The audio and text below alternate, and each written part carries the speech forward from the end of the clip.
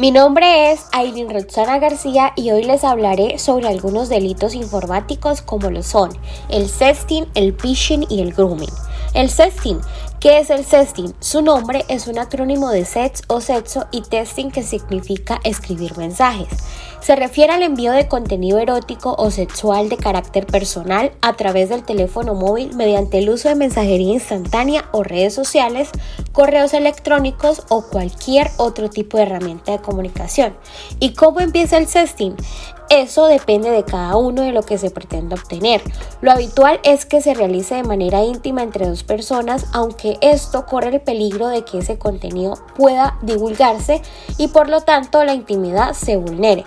A pesar del día a día ser una práctica bastante común para subir la temperatura, entre comillas, por ejemplo, conocer a alguien en alguna de las distintas aplicaciones de contactos o bien para aumentar la chispa en pareja, esto no deja de ser de un peligro que conlleva a la mala fama.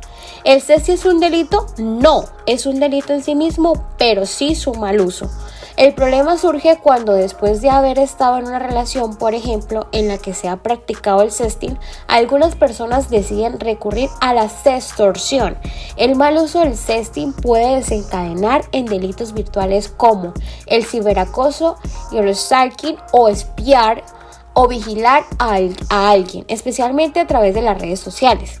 Pero el mal uso digital no es algo que afecte únicamente a niños o adolescentes, sino que afecta a cualquier edad, y la mejor forma de evitarlo es con el uso de menos herramientas de este tipo y con más miedo ante las consecuencias que pueda acarrear exponernos de esa forma. Existen diferentes tipos de sexting. El tipo activo y el tipo pasivo. El sexting activo consiste en el envío de mensajes explícitos o imágenes comprometidas. Por otra parte, el sexting pasivo consiste en recibir fotografías, videos o cualquier otro tipo de contenido de índole sexual. Además, cabe resaltar y destacar que la mayoría de las redes sociales tienen políticas en contra del uso de sus plataformas para difundir contenido que pueda considerarse delito, ya sea ciberacoso, sextorsión, grooming, stalking o entre otros. Los riesgos del sexting. Algunos de los riesgos que conllevan esta práctica son la extorsión en primer lugar.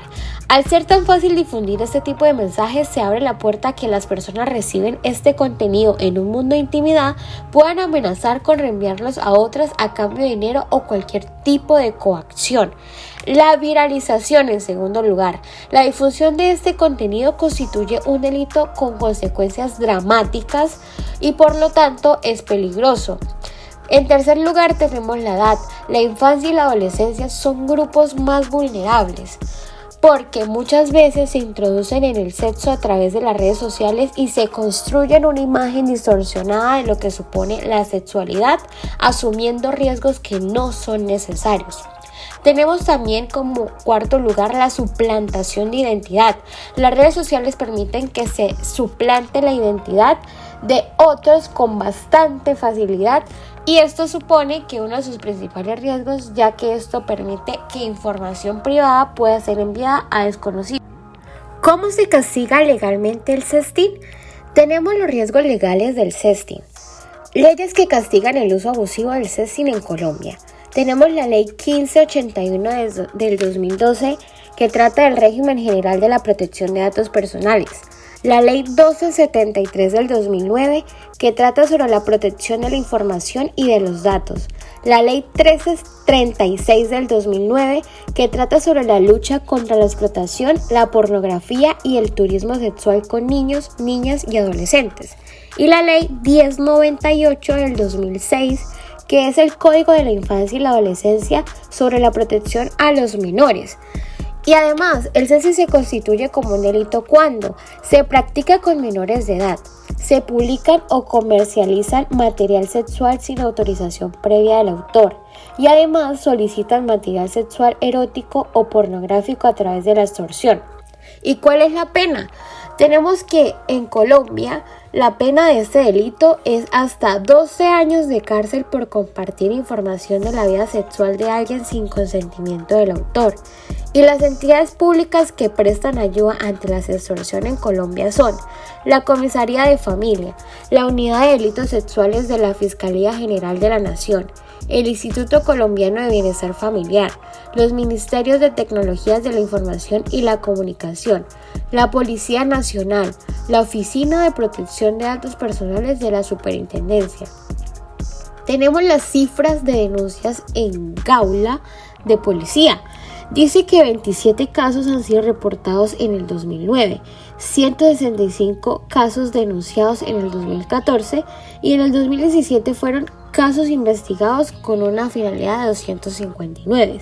El nivel de denuncia no llega a 10% y esto tiene un rango de edad más frecuente en sexting entre 15 y 28 años.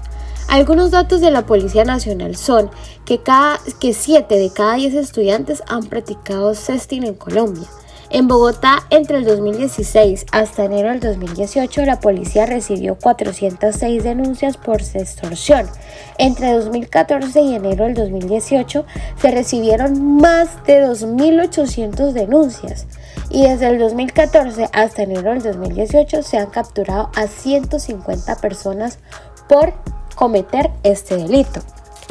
Algunos antecedentes de sexting en Colombia dice que el pasado 1 de junio del 2012 la Sala Penal de la Corte Suprema de Justicia realizó la primera condena por un caso de extorsión sexual a través de Facebook. Según publicó la plataforma En Ti Confío, una estrategia para promoción de uso responsable de Internet del Mintic. En esa ocasión, un hombre fue condenado por solicitar dinero y relaciones sexuales a una mujer a cambio de no publicar videos pornográficos de ella en Internet. Le obligaron a este sujeto a pagar 4 años de cárcel y una multa de 300 salarios mínimos. Ahora hablaremos sobre el phishing. ¿Y qué es el phishing? Esto se refiere al envío de correos electrónicos que tienen la apariencia de proceder de fuentes de confianza como bancos, compañías de energía, etc., pero que en realidad pretenden manipular al receptor para robar información confidencial. Por eso, siempre es recomendable acceder a las páginas web escribiendo la dirección directamente en el navegador. ¿Y cómo actúa el phishing? La mayoría de los ataques de phishing comienzan con la recepción de un correo electrónico o un mensaje directo en el que el remitente se hace pasar por un banco, una empresa o otra organización real con el fin de engañar al destinatario. Este correo electrónico incluye enlaces a un sitio web preparado por los criminales que imita el de la empresa legítima y en el que se invita a la víctima a introducir sus datos personales. Además, los criminales se valen de ciertos trucos de ingeniería social para crear alarma en los receptores de los mensajes con indicaciones de urgencias, alarmas y diferentes llamadas a la acción. La idea es que el usuario actúe de inmediato ante el estímulo y no se detenga a analizar los riesgos de su acción. ¿Cómo nos protegemos contra el phishing? Después de leer el correo, no hagamos clic en ningún enlace. Debemos realizar verificaciones pertinentes en el espacio personal, acudiendo directamente desde la URL del navegador. Debemos mejorar además la seguridad de nuestro ordenador y contar con una capa adicional con un antivirus profesional. Revisar periódicamente nuestras cuentas nunca estará de más. Revisar facturas y cuentas bancarias para prevenir. Y además, ante cualquier duda, no nos arriesguemos. El mejor consejo ante este delito o fraude informático es siempre fomentar la prudencia entre todas las personas que forman parte de la organización. Y tenemos las penas por este fraude en línea: la suplantación de identidad a través de correos electrónicos para obtener información, páginas falsas de empresas que buscan captar información de la identidad y la contraseña de los usuarios, el fraude por redes sociales a través de préstamos ilegales por fuera de entidades bancarias y el robo de cédulas para solicitar préstamos a identidades bancarias, landing page fake, por medio de las cuales se recolectan datos haciéndose pasar por empresas reconocidas y los usuarios piden por préstamo y deben pagar derechos de desembolso, lo cual esto es una estafa.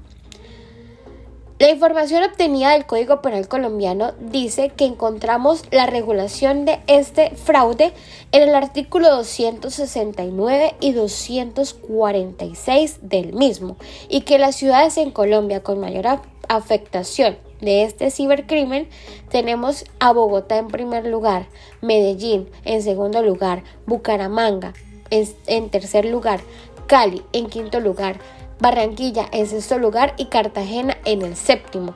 La suplantación de identidad alcanzó 1.527 casos en 2020 frente a 333 en 2019, lo cual representó un crecimiento parcial de 409%. La suplantación por correo electrónico es una de las modalidades más utilizadas. El grooming. ¿Qué es el grooming? El grooming y en su evolución digital, el online grooming, acoso y abuso sexual online, son formas delictivas de acoso que implican a un adulto que se pone en contacto con un niño, niña o adolescente con el fin de ganarse poco a poco su confianza para luego involucrarle una actividad sexual. Esta práctica tiene diferentes niveles de interacción y peligro, desde hablar de sexo y conseguir material íntimo hasta llegar a mantener un encuentro físico sexual.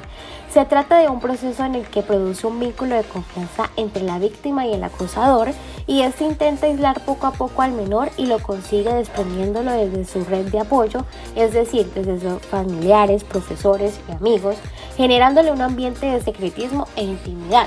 En el caso del online grooming, el abusador envía a través de un medio tecnológico material sexual al niño o niña y además se suele hacer pasar por menor y adapta el lenguaje a la edad de la víctima, en una violencia igual de real que la física, pero de la que no se puede huir.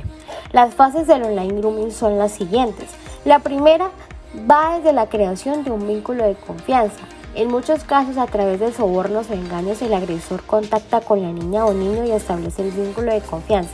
Para ello, normalmente finge otra edad, muy cercana a la de la víctima. Además, puede que el abusador haga regalos, empatice a nivel profundo con los niños y niñas, haciendo que escuche sus problemas y aproveche esa información para chantajear después. Segundo, el aislamiento de la víctima. En esta fase el agresor persigue arrancar la red de apoyo natural del menor. Tercero, la valoración de los riesgos. El agresor tiende siempre a asegurar su posición.